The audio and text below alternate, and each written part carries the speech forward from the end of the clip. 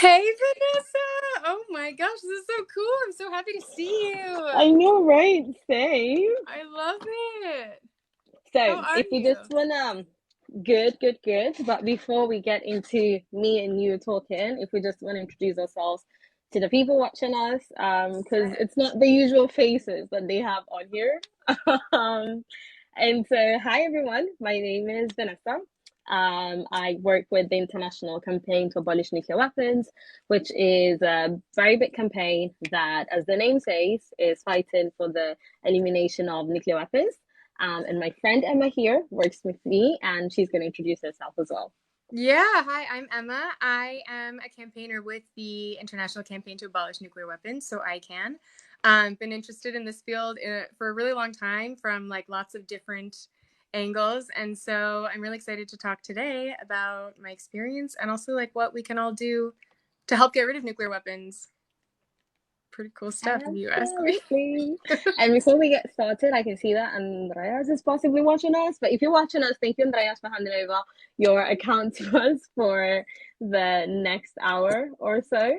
And yeah, so welcome everyone again. Thank you so much for joining us. And before we get started and we share a bit more about nuclear weapons and why we took over Andreas' account today, if you have any questions at all that you would like to ask about nuclear weapons, about nuclear disarmament, about what you can do to get us closer to a world without nuclear weapons, please just feel free to comment below. And myself and Emma will pick it up. Hi, Andreas. I can see him waving. So, we're gonna get right into it, and not take too much of your time. So Emma, today you are all Yeah. we're gonna be talking about today.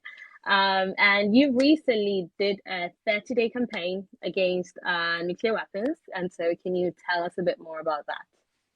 Totally. It was my first TikTok experience. So anyone here, probably very few people on here have seen my TikTok, my account, which is not the Nuclear Ban ICANN account. But it was kind of an experiment. I did essentially a 30 days action campaign where every day for 30 days I took a different small action against nuclear weapons. And it was kind of born, again, it was like just totally an experiment for me, because I didn't have any TikTok experience, but it was born out of this anxiety, honestly, that probably a lot of people have felt, maybe some of you joining have felt, um, about nuclear weapons. It was weird because even though I have been like interested in this field for a really long time, I still didn't feel like how real it was until, the last, I don't know, now it's been quite a while, quite a few months. Um, and it just started to feel more and more real. And I just got like so paralyzed in this fear and this anxiety. And so one little way to sort of combat that was to try, taking action. And they were really small things, but it was unbelievable. I mean, we'll talk more about this, I'm sure, but it was just like insane what a difference it made for me. Um, yeah, and I've continued since. So it's really cool. But that was sort of the where the campaign started. I think I had like 12 followers on TikTok, maybe at the beginning. So it was really just like not. It was totally experimental, but yeah, it was I'm really cool. so glad to hear that. And especially how you mentioned nuclear anxiety being a Mhm. factor in how and why you decided to get on board with this. So when we started here, I did briefly introduce what ICANN is, what nuclear ban is, but I didn't explain it a lot. And so I'm going to get a bit more into it now and also link it to what digital diplomacy is, which a lot of the audience here today, I'm sure, quite knows. So, nuclear ban, what are we? What do we do? We are a very big movement of people coming from all around the world, from all walks of life, without any specific age, gender, profession. Like literally anyone and everyone can be part and is part of us. And the thing we have in common is that we all want a world without nuclear weapons. We all want a world in which we can live without the fear of a nuclear war. And so that is what ICANN is, and you've seen from Andrea's account as well. We've been trying and experimenting to reach new audiences, to reach more and more people, and so that is why we have an account on TikTok. Go follow us after here, Nuclear Van, the account that Emily's using right now. And all we do is share more and more information about nuclear weapons, and most importantly, what you can do to help us get closer to a world without nuclear weapons. And just very similar to what Andreas does with digital diplomacy, we try to break down all the big things that happen in the diplomatic world, and we try to bring it to you in a way that is digestible, that's not too complicated, that you can understand and get. And so, yeah, this, as you've seen, there's quite a bit of a link between nuclear ban and digital diplomacy, and this is why we've taken over and the rest accounts, and this is why we're here. Hi, Sandy. Thanks for saying hello. I hope you stick around and learn a bit more about nuclear weapons. So, Emma has explained a bit more about the 30-day challenge that she did and why she did it. And so now I would love to ask her, but I'm also going to add in a bit more about nuclear weapons and the risk of a nuclear war. Just tell us anything and everything you know about nuclear weapons and just what you would like to share. And of course, I'll add on to this as well. Yeah, this is awesome. Well, I'm not going to tell you anything and everything I know because that would we'd be here for ages. Also, actually, before we start, I just realized something about dual lives, which is that the comments that you're getting, I don't see, and any comments that I get, you don't see. So if there are like Ah, questions in the chat and I don't see them, like, yeah, yeah, because perfect. anyone who's joining, I don't know, I'd love to like talk to you guys and see what's up. But yeah, I think, well, one thing I learned over the course of the 30 days is that this is no surprise, but there is so much like misinformation out there about nuclear weapons, but also so much of like what we learn both in school and also just like in general in society, what we learn from the news about nuclear weapons is really, really misleading. And I think I actually was not that interested. I kind of used to think that nuclear weapons were like a boring, I don't know, like outdated thing that, you know, was not like a very cool topic to Yeah. care about until I started learning more and more about the truth. And I was like, holy cow, this is not what we hear. Yeah. And so at this moment right now, obviously, we know that. Well, I'm going to preface this by saying like a lot of the information that you learn about nuclear weapons and the risk of them being used, but also like what would actually happen if a nuclear weapon were used today, a lot of that stuff is really, really scary. And it's really, and I know that. And I know that it's like, it's not helpful to just spread paranoia. And so I think the key thing about my TikTok campaign, and also the reason why I love Nuclear Ban so much, honestly, and ICANN, is that it takes that and then puts that really scary, like doom and gloom information into the context of actually, like, not only here's what we can do about it, there's so many people around the world who are doing so much about it, and you can actually see like the effects of those actions. So that I will say, but we know that, you know, today the risk of nuclear weapons being used, whether it's on purpose or by accident, which is much easier than we would like to think it is, or by some misunderstanding, things like that, the risk is higher now than it has been since the height of the Cold War, right? It really is, and that means it's the highest that it's been like within both of our lifetimes.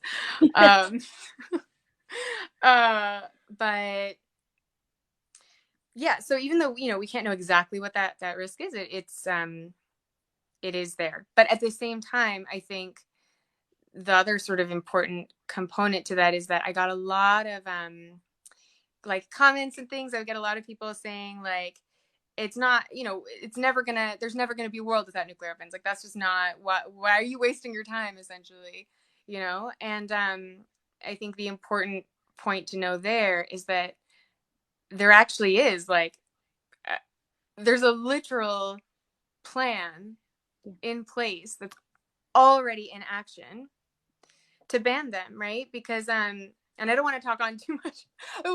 But the one other thing, sort of like in that context, that I think was like a really important reframing moment for me is that I realized, like, in terms of, and we won't get into, like, I don't know, the nitty gritty of like international law, I think, too much, but in terms of international law, nuclear weapons are kind of an anomaly. They're treated as like something special when they're really not, right? Because like chemical weapons, biological weapons, other weapons of like mass, like murder, essentially, like mass destruction, are outlawed under international law.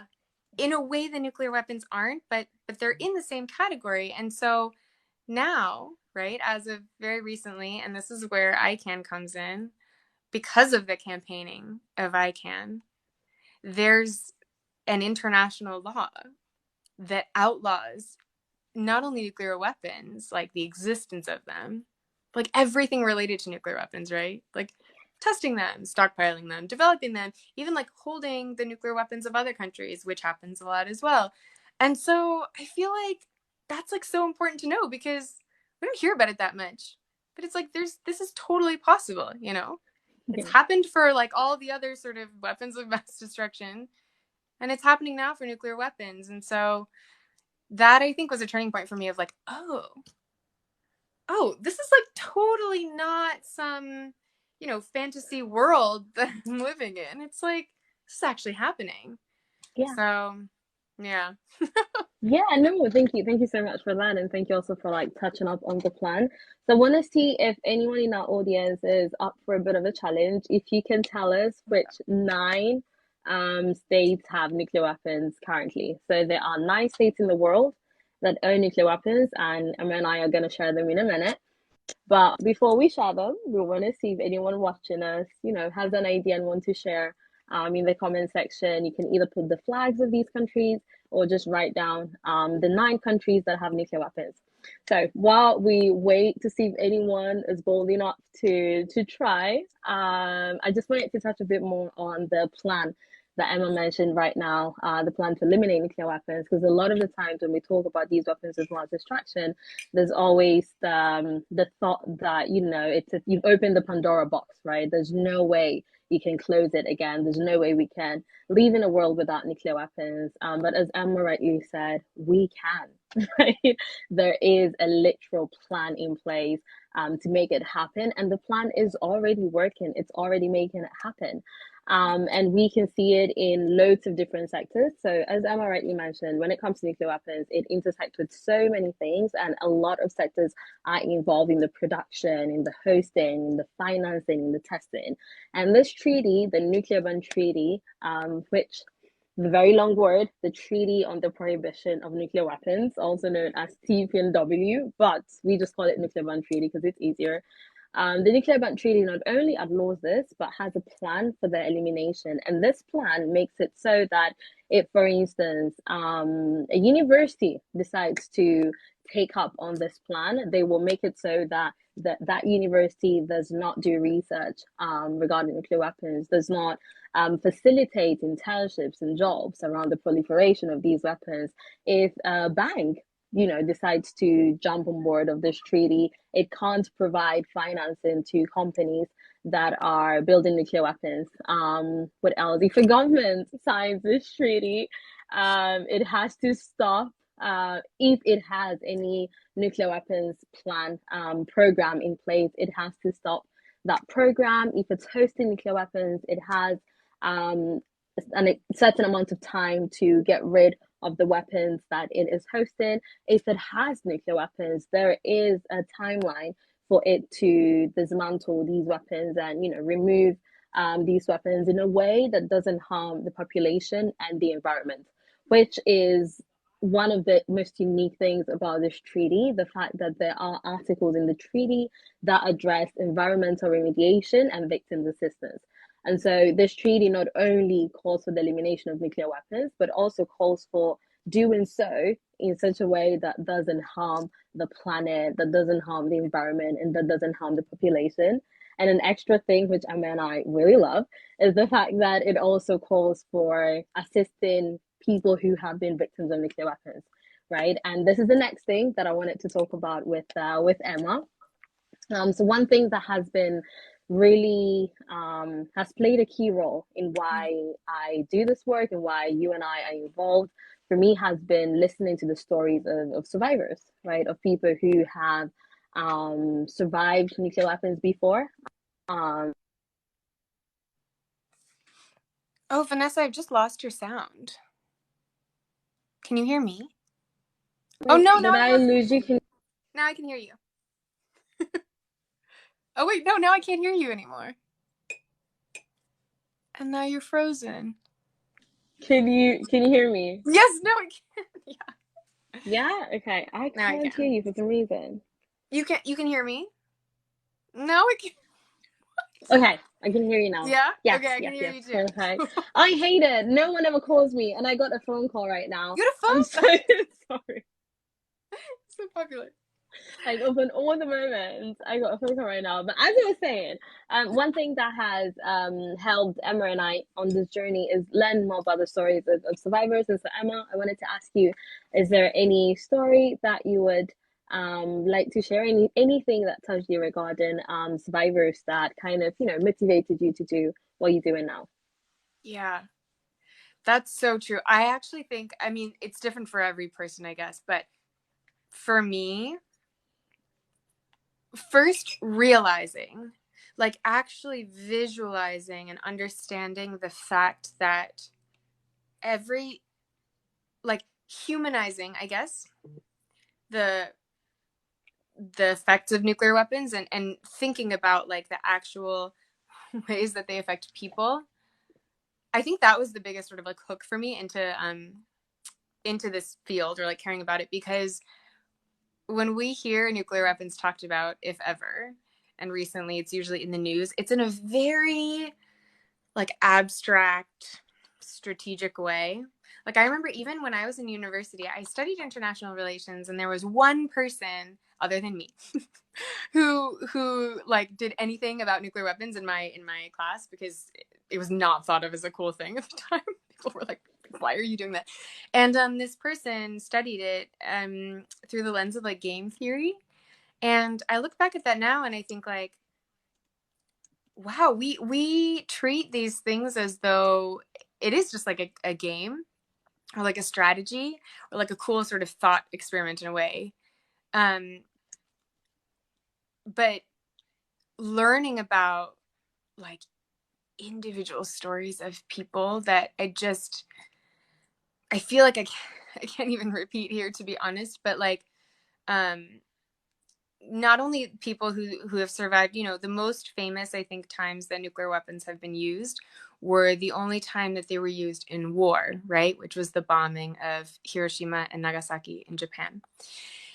And when I started to learn the stories of those survivors and some of the things that they had seen and experienced that are just not earthly, to be honest. But also, I started to learn that those were not by any means the only time. Like I always thought, oh, those are the only times that nuclear weapons have been used. I think most people think that, and I don't blame them. But actually, so many people in so I'm in the U.S. right now. So many people in this country, so many people in many countries around the world have been so deeply harmed by the use of nuclear weapons. Most of that has been the testing of nuclear weapons, right? Yeah. But like just those effects, even tests that happened generations ago, people are still experiencing like the really detrimental effects to their health. Like even just if you don't even think about the psychological and the mental trauma that an experience like that has if you survive, even if we just talk about like the physical effects of that, the fact that generations later, people are still dying from much higher rates of cancer. People are still experiencing, you know, like lives that have been Yeah. harmed in ways that they shouldn't have.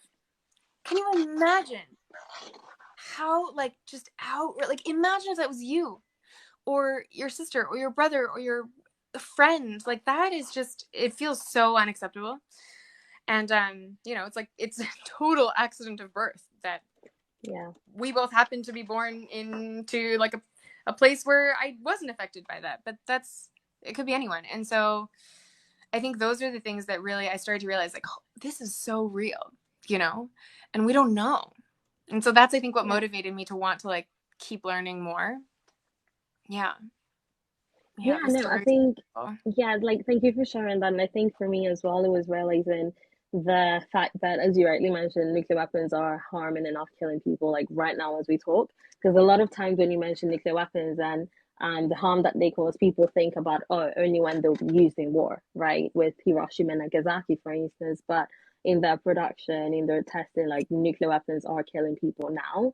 And not just that, I think when Russia started the first invasion of Ukraine, few months after, we were having a conversation with this girl from Ukraine, an academic, Valeria, and she mentioned how, in her opinion, nuclear weapons are taking Ukrainian lives right now.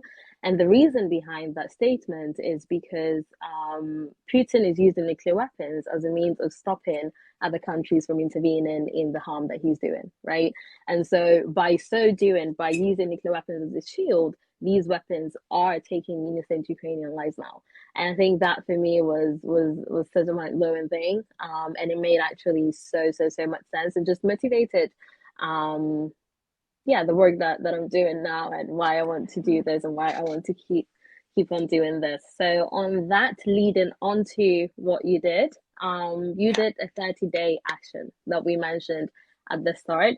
And now I would just love to hear a bit more about the challenges that you found, some interesting facts that you found in your research, some interesting actions that you did that you think other people could Mm. replicate as well. Mm.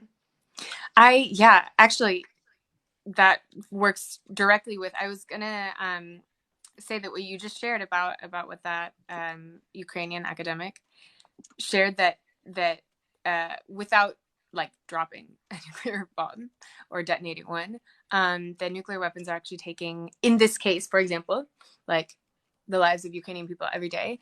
That is such a good point, and it's actually like one that I also was really illuminated for me during this 30 days campaign, because a lot of the comments or the reactions that I would get from people, um, which I expected and which I don't blame people for at all, was like, but we need them so that like other nuclear, like a country needs nuclear weapons so that another nuclear armed country doesn't attack them, right?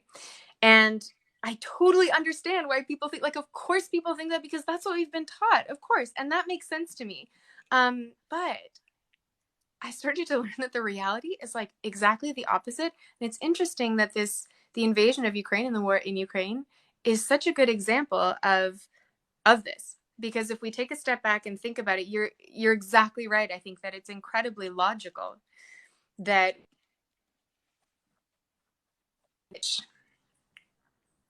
I lost you for a am I minute. back? Yeah, we're seeing a situation in which um in which like one like head of state, so in this case Putin, is free to do whatever they want. And because they can like really hold the rest of the world hostage under their nuclear weapons. They can say, you can't intervene, you can't do anything because I have my nuclear weapons. And so I think that's so true. And actually yeah, that was like really a point that was so like illuminated for me during these 30 days. But I yeah, sort of on that same line, I spent a lot of it just like experimenting, first of all, with TikTok, but also experimenting with like, what are the different types of things that you can do? Because I think there's so much, like when people think of activism, it's not like siloed on its own. You can be an activist in whatever your thing is, whatever your sphere of influence is. And so I started by just like learning a lot. That was a bigger part of this than I expected, but I would like, yeah, I would put something up and then somebody would challenge that or leave a comment or ask a question. And I was like, oh man, I don't know how to respond to that. I'm going to go learn more, and it forced me to be able to like think more deeply about these things. And the more that I learned, a lot of times my action was like sharing the thing that I learned. Or sometimes on like really tough days, The action that I took was literally just like reading an article. But then there were, you know, like if you like to write, or if you're like into, you know, legislation or government, things like that.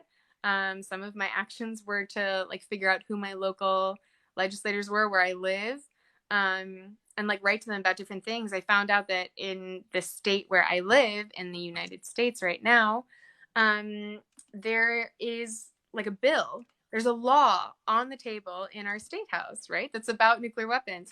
I never would have known.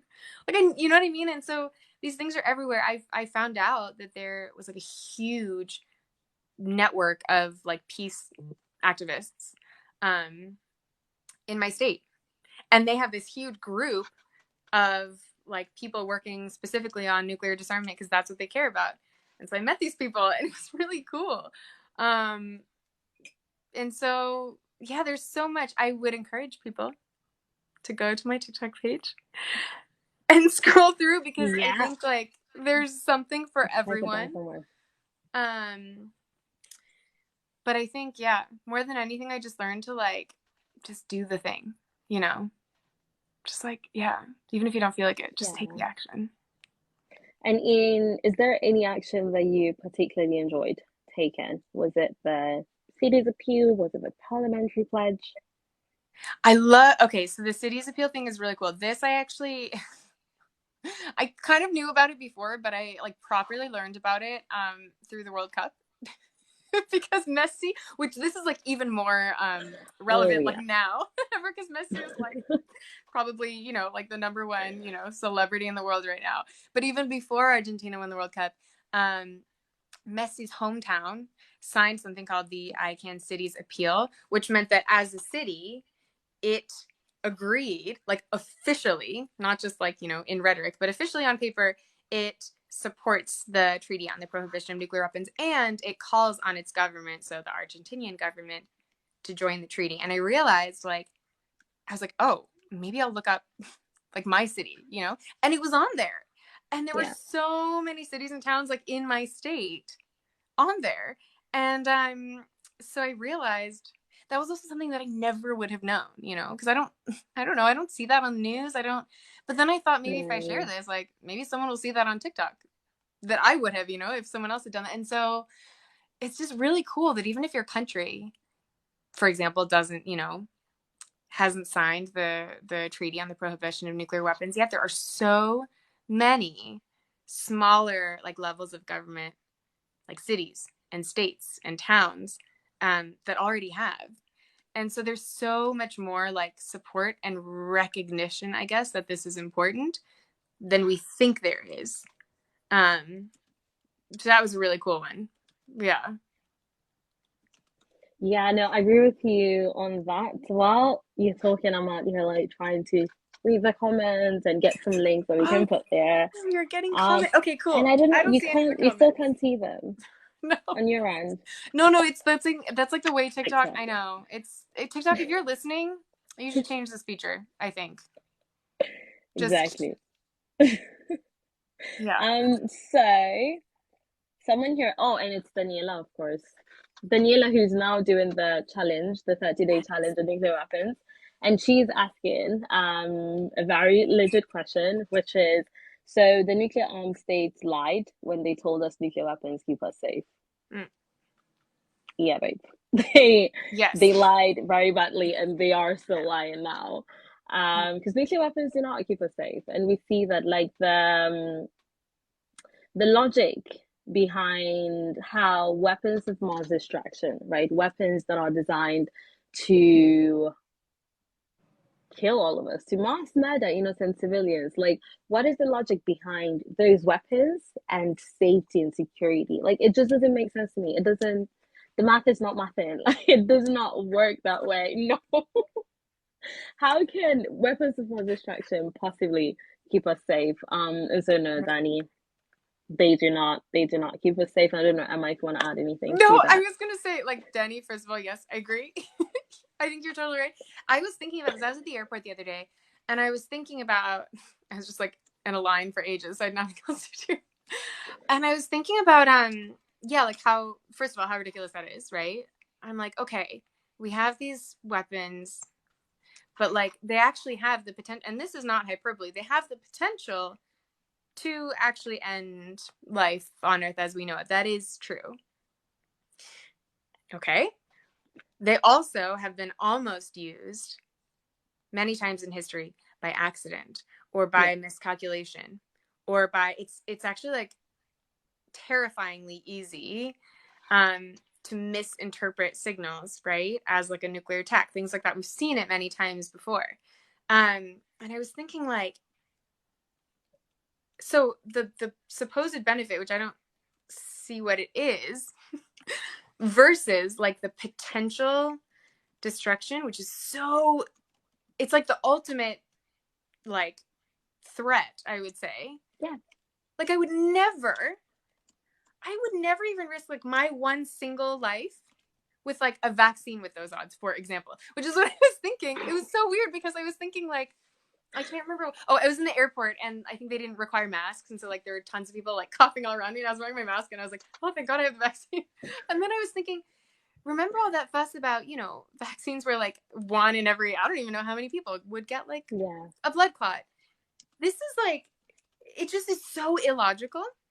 Nobody would accept these kind of odds on anything else because the longer that they exist in this world without being used, the higher the likelihood gets that they will be used, right? That's like very basic statistics. I don't think that anyone can argue with that. Um, and so the longer we go, like relying on the luck that we've had so far, that they haven't been used either on purpose or by accident or misunderstanding or whatever else, um, the higher that risk gets, even if there was no global conflict. And so, yeah, I think it's so, when we stop and think about it for a moment, it is, of course, very illogical. Yeah. No, it is. It is a lot. And Danny is asking again, in which cases have nuclear weapons been mistakenly used? Whoa. Oh my There gosh. is, yeah, there's a very long timeline of all the times that humanity risked a nuclear war, that we were this close to a nuclear war. And I think, as Emma said, that is what is crazy for me as well. Like the probability of these weapons being used is the highest it has been in decades since the Cold War, and the highest it has been in both our lifetimes. Yeah. And yet, people, what, like these nine governments, which I still don't see anyone has answered. I'm gonna give you all 2 more minutes, and then I'll just spill it. I'll just say them.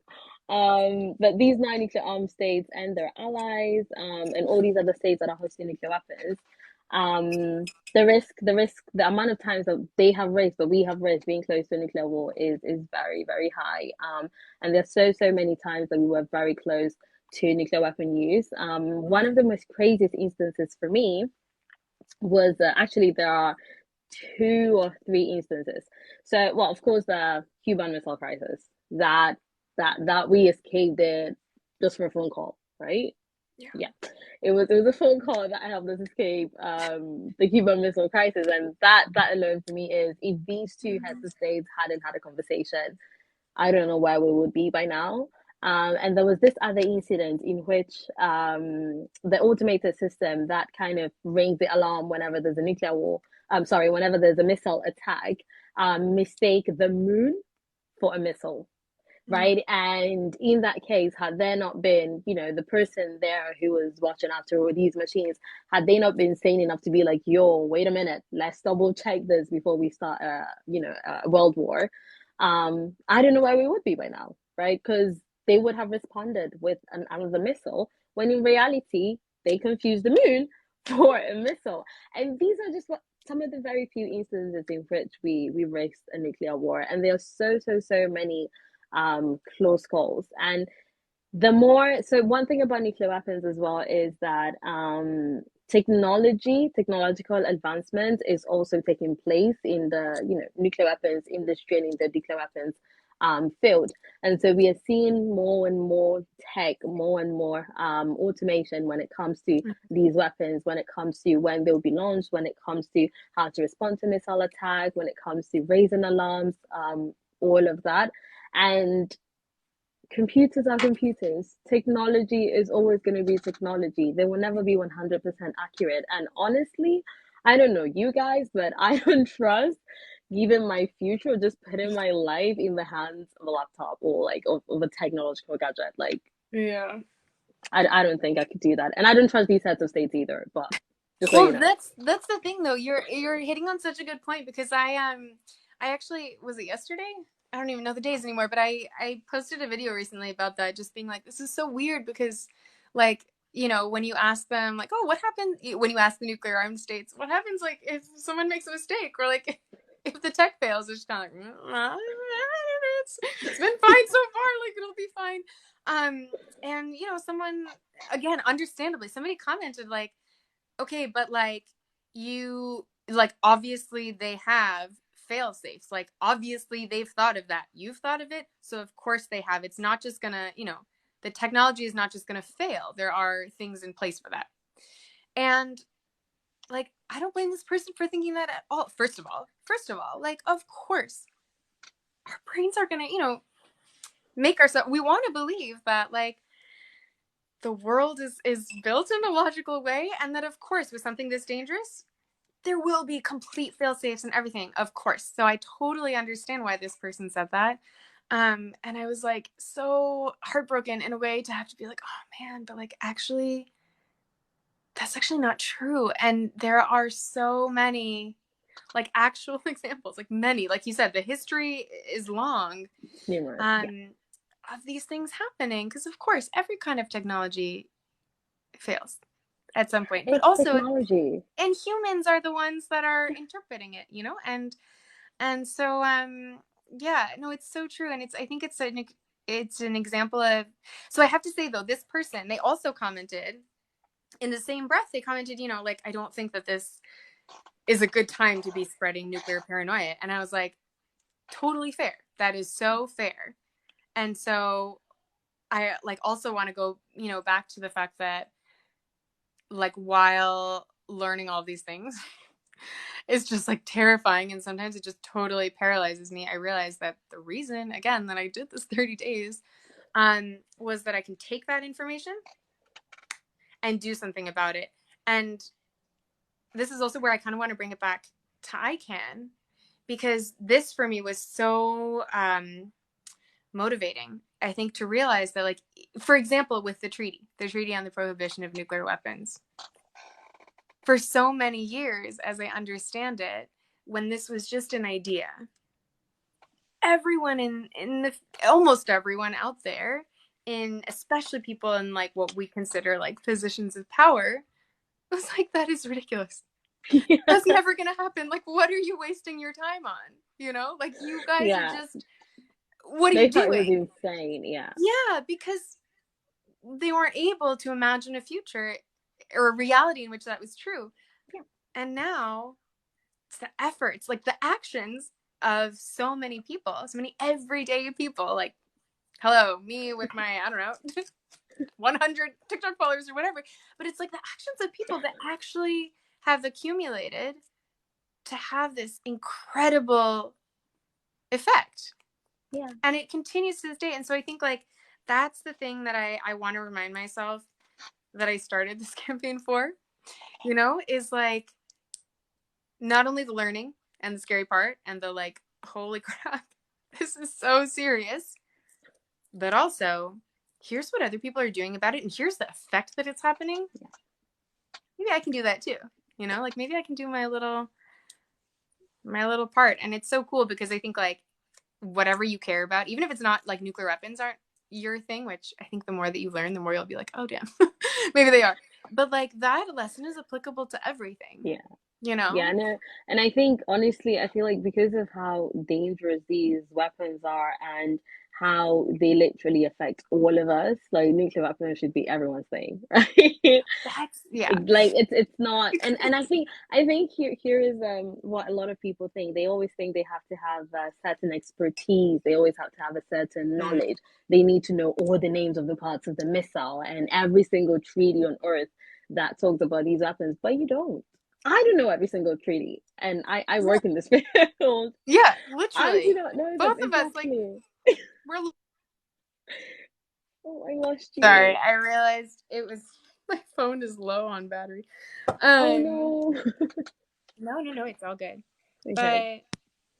But no, you're so right. We're learning as we go, and that's the thing. I think actually that's the other thing I would say about anyone trying to dip their toe into this work, on social media or otherwise, is like if you make a mistake, or like if you say something and it's like, oh, actually, that wasn't exactly what I meant, or whatever, like that's actually okay. Fine. Like that's Yeah, it's totally fine. totally fine. Right. And I think at first I was so scared of like I have to do like I have to know every single little thing because otherwise like the people are gonna come for me and then I'm gonna be Yeah. like, and I realized I learned as I went on. I'm still learning as I go, and it's okay. It's totally fine. And also like if you make a mistake and someone comes for you, like come talk to us because we'll be like it's We'll fine. we'll sort them out. We'll sort it out. We'll It's figure fine. it out. No, Yeah. I think that's the main thing that, if those watch it, if there's something you take away from this conversation, I think it's that everyone can be a nuclear disarmament advocate. Everyone and anyone can talk about nuclear weapons. You don't need to be an expert. You don't need to have a degree in the field. You don't need to have a PhD in the field. You do not. Like in your own way, in your little bubble, you are an expert. Like whatever it is it's enough knowledge to get started, because at the end of the day, nuclear weapons affect all of us, Yeah. irrespective of where we are, where we live, who we are, how old we are, what walk of life we are from. It doesn't matter. It does affect all of us. And they are indiscriminate weapons, right? Like when a nuclear weapon is launched, when nuclear weapons are being produced and they're causing harm to the environment, they are indiscriminate. They do not pick and choose who I'm harming and who I'm not, right? They kill everyone, right? And they harm everyone. And on that, one thing, Emma, you mentioned about everyone getting involved and how, Mm. before the treaty entered into force, before the treaty was even conceived and it was created, a lot of people thought it was insane and that it would never happen. What are these bunch of activists doing? What is going on? And yet Bunch of hippies. here we are years after, and the treaty is not only into force, Mm. but we had the first meeting of states party to this treaty. And so I'm going to explain a bit more what this meeting was, and Emma can hopefully add some stuff on it. And we were supposed to meet in Vienna, weren't we? I know we And then we were. did it. We were, but we met So later and we're yes, meeting again now. yeah, So this is actually sorry, I just want to put a side note here for anyone listening that like I have to say one thing I did not expect about campaigning in this field or like getting active is you have fun. And like you you have to do. have fun. That's not like that's not they're not mutually exclusive things to like enjoy it or like be campaigning on something serious. Yeah. And like our friendship is something that's come out of that and it's just you can't keep going on your own, you have to enjoy it. And so anyway, I just wanted to slip that in because it was unexpected for me and I'm like, man, this is like, yeah, this is so Yeah, no, I'm gonna briefly touch on that as well, and I 100% agree. I wasn't expecting to be able to build such a community. Yes, Andreas, you're totally right. Digital diplomacy can be fun, and it is fun. yeah. And I wasn't expecting it either, but I feel like we also have to make it that way. Because if not, our mental health wouldn't be able to hold on, right? And so you need to create that community, that support bubble, that support network that will help you through your activism journey. And as I mentioned, I've got her, I've got Andreas, I've got a lot of people in this field who are supporting and who are always willing to, help you out whenever you need. So if you want to get involved in this field as well, get in touch with us. We will be your support network, right? Let's be friends. Until exactly, let's be friends. Until you're able to build your own, we are here for this. Thank you, Luan, for that gift. So we're here for this. Like, be friends with us. We're here for that, and we'll help you through. We'll teach you everything you want to know, and we'll just share the little that we know as well. So now back to Vienna and Yes, back to the sorry. treaty and Derailed us. back to Vienna and back to the treaty, and to the first meeting of state parties to the nuclear ban treaty. So this was a big meeting that happened in Vienna, and it was a meeting that took place at the United Nations in Vienna, and it had all the states that have signed the nuclear ban treaty, which is this treaty that makes nuclear weapons illegal and that calls for their elimination. But then there were also observer states, which were states that haven't signed or joined this treaty, but that are interested in learning more about it so that possibly in the near future they can sign it. And of these observer states, there were quite a few states that were really good to have. We had a few NATO states, which are states that are hosting nuclear weapons. And I think this is just proof of how, even if you have nuclear weapons, you can join the conversation, you can join this treaty and help us get closer to a world without nuclear weapons. So that was the very serious bit of Vienna. We met with these governments and together we made a plan for the elimination of nuclear weapons.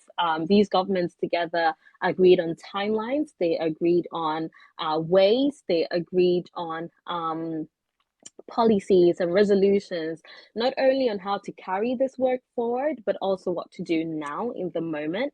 And some of the timelines they agreed on was how long does a state have to eliminate nuclear weapons, to dismantle nuclear weapons. And I know some people say this is impossible, but it is very much possible.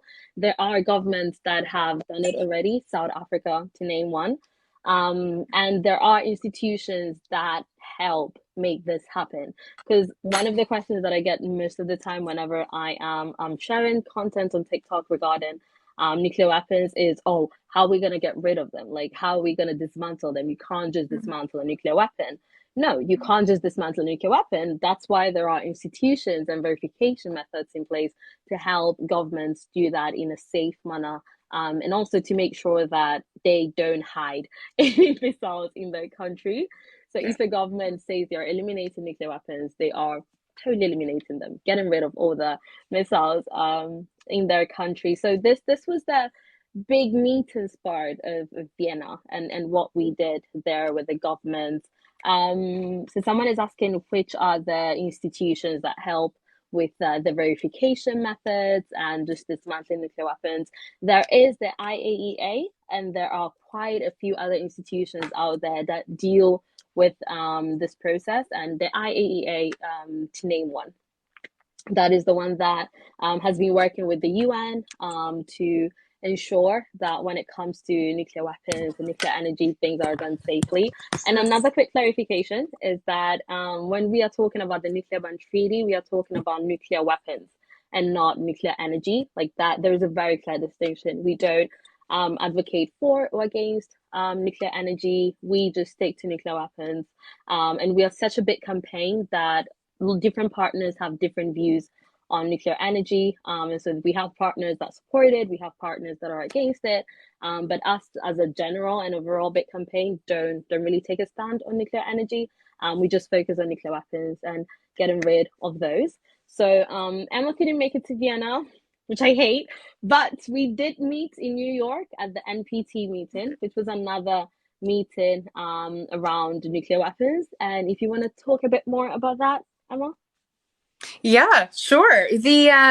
Well, first I will say we became friends on social media before that, which I actually think it's like so relevant because this is the power of social media. It's so freaking cool. You can reach people that like you never would have been able to otherwise. And Yeah. I know this is like a little bit of a tangent, but this is so cool. I the other day on TikTok, this teacher messaged me. I won't, I don't know. I won't say their name or anything for. This teacher messaged me and was like, I advise a high school group that is dedicated to the elimination of nuclear weapons. And like I showed my students your TikTok campaign, and they're wondering like if you would come talk to them over Zoom. And I was like, yes, that is so cool. And I never would have connected with them. And the reason it was like extra cool for me is that my background, it was in education, and I actually did my master's thesis on nuclear disarmament, or at least like a big portion of it was nuclear disarmament curriculum, both like formal and informal. And I had such a difficult time finding any examples of it like current day. There was a lot more back in the Cold War, but current day there was just, and this was, this was a few years ago now, but there was like nothing. And here's this person through my, my TikToks that get like, I don't know, 300 views or something. This person from across the country was like, I found this, like, can we connect? And so, and that's also like how we initially became friends before we met in person. And so just like, Yeah. you never know, what your little, just like put it out there. You never ever know, who will be able to reach. But anyway, sorry. Yeah. That just was like I was like, damn, this is so cool. But anyway, yes, we met in August. There was something called the NPT Review Conference, which the NPT is the Nuclear Non-Proliferation Treaty. And it's been in existence for like a little over 50 years, I think. And its purpose initially, well, like its overall purpose, I haven't thought about this in a little while, but, is to like limit the proliferation of nuclear weapons. So like, so that there aren't like more being made and like more countries don't get them, number one. And then number two, eventually the elimination of nuclear weapons. Correct me if I'm wrong. And number three, the peaceful use of nuclear technology. So those are like the three main tenets, let's say, on paper. And this treaty gets reviewed every 5 years. And in theory, the idea is that, every 5 years we check in about how well we're working towards those goals.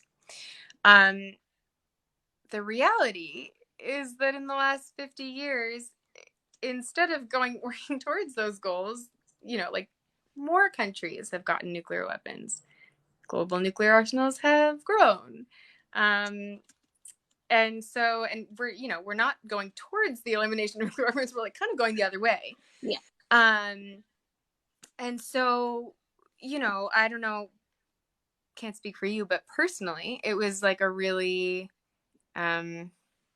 frustrating experience to be there. But it also actually like the most beautiful thing I think about attending. I had never attended one of these before. And it happens, it's pretty much a month long at the UN headquarters in New York City. And I realized like, oh my gosh, the people, like civil society. So like not the government officials, like not the diplomats that were in the room, but like the civil society members. That's actually like where things get done. Yeah. Because I witnessed firsthand. Like I kind of knew theoretically, like, oh, these things, they never move forward and like nothing ever happens. And then I was in the room listening to the actual people in real time, the people who, we think like all of the power is in their hands. And nothing was happening. Like genuinely, and that's not hyperbole. It really was that way. And so I realized like it was so valuable for me to go, well, number one, because we became friends. And that alone was worth it. But number two, it was so valuable because I witnessed firsthand that actually like people power, for lack of a better term, is so real. And nothing is going to move without it. Like nothing is going to change without that. Yeah. So I think, And then also just to clarify, that's, it's not the same treaty as the Treaty on the Prohibition of Nuclear Weapons. Ooh, it's actually quite different, yeah. Yes, they're very different, because I know that very similar and very different. Very similar, but I would say like in their stated aim, similar, right? They're complementary to each other. That's what it is. I actually think like so the TPNW is something that's actually getting the work done that the NPT also exists for. And so like it's directly supporting what the NPT is supposed to do. So I kind of see it as like, I see it as sort of like a, that's exactly the word, complementary. Yeah. Oh, I lost her for a minute. Oh man.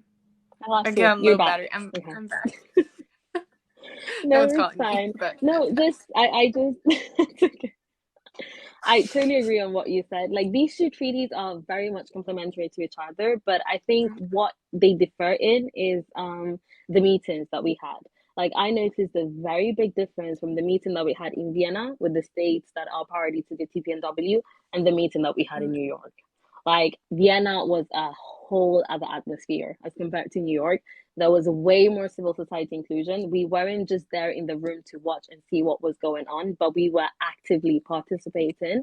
And in the final day, so the MSP lasted, I think it was a week, but mhm, I'm forgetting how many days it was because obviously there was a Nishaban forum and we went there a few days earlier to prep. And so I'm getting yeah. the weeks a bit There were mixed, but I think parties. There were like loads of it. fun Like, things. that is why you guys should join. Like, that is the only reason. The No way. party. I'm so jealous. I went to the depressing one where nothing happened. And I missed the really fun one where like Oh, Vienna people was good. connected and things Vienna was happened and good. there was like positive vibes. But Okay, there is a chance to join another one next that's true. year, December. This I'm is gonna true. speak to you, but we'll tell you guys all about it right at the end. We're gonna wrap up now. We have like 5 minutes. So we're going to wrap this up in an hour flew by, yeah. um, so what was I saying? Yes, it was a completely different atmosphere. And with the TPNW, what we noticed in Vienna is that civil society was actively included. They were actively listened to as compared to the NPT in New York. And so those were two very big things, completely different things. But as we said, when it comes to the message of the treaties, the works that these treaties are trying to do, these two, TPNW and NPT, are quite complementary to each other. So as I mentioned, we have 5 minutes to go. And I'm just going to say one last thing, and then I'll hand it over to Emma to wrap up and share a bit more tips on how to get you involved and the best bits of the campaign that she saw in any other useful information. So the last thing I'm going to say is if you guys want to be more involved in what we're doing, as we mentioned, next year, end of next year, there are going to be parties all around We're gonna be in New there. York. 100%. So in New York, there's going to be the second meeting of states parties to the nuclear ban treaty. And so the first meeting that we did was to make a plan for the elimination of nuclear weapons. The second meeting that we are doing is to review this plan. Have states been actually implementing it? What has been going on? Are they respecting the laws and rules that they put into place? So all of that is going to happen next year, end of next year, and follow us to stay tuned on when and how you can join and how you can participate. And I'm gonna hand over to Emma to wrap up for us and share some last tips and tricks on the 30-day challenge that she did. Yes. Oh my gosh. First of all, I want to say hi to Reza. Reza, I don't know who you are. Hi. And my end, you said bonsoir. So hello. How are you? Thanks for joining. I guess it's evening where you are. So you can see it's not where I'm. But Yeah. oh my gosh. First of all, if anyone listening, if you're like even like 1% inspired, um, let's chat because I my biggest advice to anyone would be to just like don't think too much about making whatever you do perfect or like good enough or anything like that. Like literally just try. I started off being like, my TikToks have to be so good and like this and that to, you know, reach people. And then I got to a point where I was like, sometimes I was just making really the most random TikToks that didn't have to do with my campaign. Um, and as I did that, I was like, oh, actually, doesn't have to be perfect. It doesn't even have to be like good. If I feel inspired in the moment to make a TikTok about something, or if I learn something about nuclear weapons that I'm like, darn, everyone should know this. Um, or if I saw a comment that I was like, oh, I want to reply to that. Like it doesn't have to be, I would say just do and create things and don't stop, doing that. Um, because every time, and I made a TikTok about this too, actually, but every time I got stuck in this feeling of like being overwhelmed or like, oh, I don't know what to do, or like I would turn on the news and it would be about, they would be talking about like, oh, a possible nuclear attack. Yeah. And I would get so like almost shut down. the only things that got me out of that were when I pushed myself to just take like one step, you know, and then another. And then the more that I did that, the more I got like the energy and the motivation to continue. Um, so that's the number one thing. Just push yourself to take that first step. Um, and the number two thing I would say is that you can't do this in isolation. You just, you'll like burn out. And Yeah. so, like, find your people. We can be your people. I would love to be your people. Even if it's like, and Vanessa, you know this about me. I don't think it's weird at all if somebody messages me like, hey, we don't know each other, but like, what's this about? I think that's what we did. That was our dynamic. That's yes, that's very much our energy. And so like, yeah, I love it. So I think those are the two things. Yeah, like just connect with people and just try doing the thing. If you And have realize fun. like, oh, I made a mistake, it's it really is totally fine. And in fact, you can usually use those mistakes to like do something even better the next time that you wouldn't have otherwise. And so it's actually like a really good thing.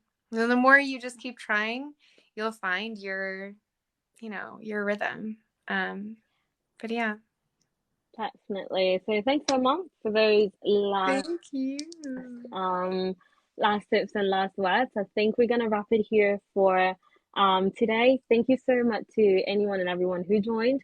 We hope that you found this useful and helpful and that you learned something. And also, Andreas, I can see you still here. Thank Yeah. you so much from Emma and I for Thank allowing us to use your platform and for trusting us with this. So yeah, I think I'm gonna wrap it here. Thanks everyone and see you soon. Thank you. See you soon. Bye. Happy holidays.